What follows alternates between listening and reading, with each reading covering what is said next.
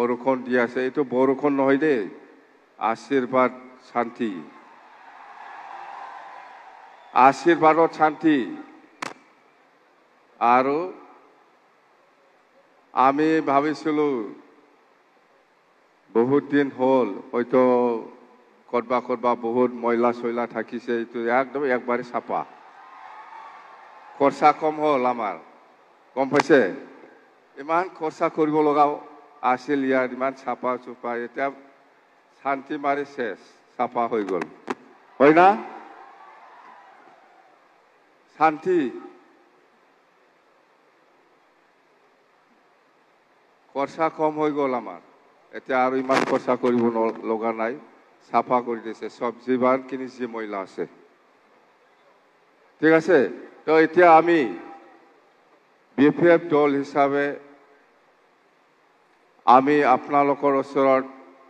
BTC নিৰ্বাচনৰ সময়ত প্ৰচাৰ অভিযানত আপোনালোকক বহুত প্ৰতিশ্ৰুতি দিয়াইছে সৰকাৰ গঠন হোৱা পিছৰ পৰাই আমি কৈছো আপোনালোকক যেনেকে আমাক সহায় কৰিছে আমিও আপোনালোকক সহায় কৰিম বুলি কথা দিয়াইছো এই হিচাপত আমি আপোনালোকৰ যিখিনি যিমান যি সমস্যা আছে আমি সমাধান কৰি দিব কাৰণে চেষ্টা চলাই যাব আৰু আমি কাম কৰিম আমি কথা দিছো আপোনালোকৰ ওচৰত আৰু ইয়াৰ নিশ্চয় সহায় লাগিব আমাৰ অসম চৰকাৰ বা অসমৰ যিমান কেবিনেট মন্ত্ৰী আছে বা অসমৰ যিমান অফিচিয়েল সকল আছে আমাৰ বড়োলেণ্ড টেৰিটৰিয়েল কাউন্সিলৰ যিমান যি সমস্যা আছে বা বিটিসি বাকি ৰাজ্যৰ যিমান যি সমস্যা আছে এইবিলাক সমাধানৰ ক্ষেত্ৰত অসম চৰকাৰৰ বহুত সহায়ৰ প্ৰয়োজন আছে আৰু এই সহায়টো মই পাব বুলি আশা কৰিছো নিশ্চয় আমাক সহায় কৰিব আমাৰ বিটিসি অঞ্চলত বহুত সমস্যা আছে আপোনালোকক যেনেকে কথা দিছে আমিও এনেকে কাম কৰি যাম মই আজি আপোনালোকৰ ওচৰত